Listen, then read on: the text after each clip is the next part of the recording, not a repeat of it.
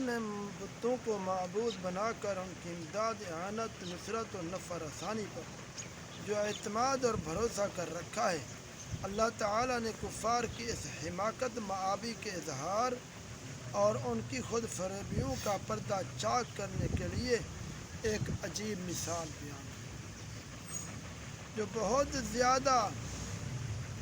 عبرت خیز اور اعلیٰ درجے کی نصیحت آمیز ہے۔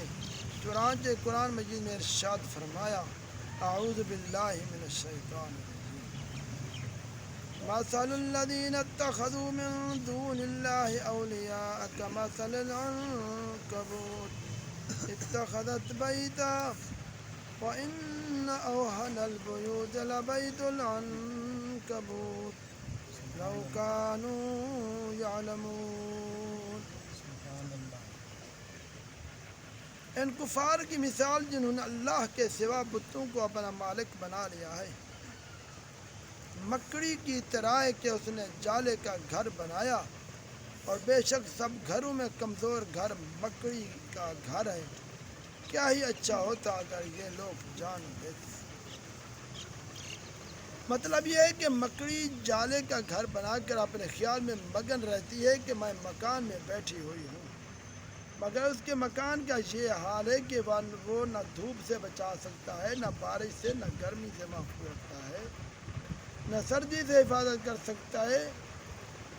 اور ہوا کے ایک معمولی جھونکے سے تہس نہس ہو کر برباد ہو جاتا ہے۔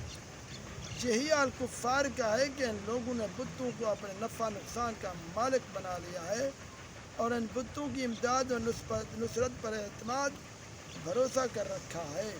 حالانکہ بتوں سے ہرگز کوئی نفع و نقصان نہیں پہنچ سکتا، اور کافروں کا بتوں پر اعتماد اتنا ہی کمزور سہارا ہے جتنا کہ مکڑی کا جالا کمزور ہوتا ہے۔ کاش کفار اس بات کو سمجھ لیتے تو یہ ان کے حق میں بہت ہی اچھا ہے۔ مکڑی ایک عجیب الخلقت جانور ہے جس کو ہم سرائکی میں ڈامر کہتے ہیں۔ اس کے 8 پاؤں اور 6 آنکھیں ہوتی ہیں۔ یہ بہت ہی قناعت پسند جانور ہے، مگر خدا کی شان کہ سب سے حریص جانور یعنی مکھی اور مچھر اس کی غذا ہیں۔ مکڑی کئی دنوں تک بھوکی پیاسی بیٹھی رہتی ہے، مگر اپنے جالے سے نکل کر غذا تلاش نہیں کرتی۔ جب جالے کے اندر کوئی مکھی یا مچھر پھنس جاتا ہے تو یہ اس کو کھا لیتی ہے، ورنہ صبر قناعت کر کے پڑی رہتی ہے۔ مکڑی کے فضائل میں یہ بات خاص طور پر قابل ذکر ہے کہ ہجرت کے وقت جب رسول اکرم صلی اللہ علیہ وسلم غار ثور میں تشریف فرما تھے تو مکڑی نے غار کے منہ پر جالا تن دیا اور کبوتری نے انڈے دے دیے تھے، جس کو دیکھ کر کفار واپس لوٹ گئے کہ اگر غار میں کوئی شخص گیا ہوتا تو مکڑی کا جالا اور انڈا ٹوٹ گیا ہوتا۔ حضرت علی رضی اللہ تعالی عنہ سے مروی ہے، آپ نے فرمایا اپنے گھروں سے مکڑی کے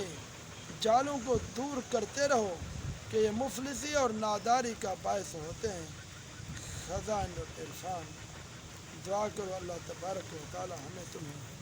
قرآن مجید کی اس آیت اس مثال کی سمجھنے کی توفیق عطا یا اللہ۔ ربنا آتنا فی الدنیا حسنۃ وفی الآخرۃ حسنۃ وقنا عذاب النار ربنا لا تزغ قلوبنا بعد إذ هديتنا وهب لنا من لدنك رحمة ربنا لا تجعلنا فتنة للقوم الظالمين برحمتك ربنا هب لنا من أزواجنا وذرياتنا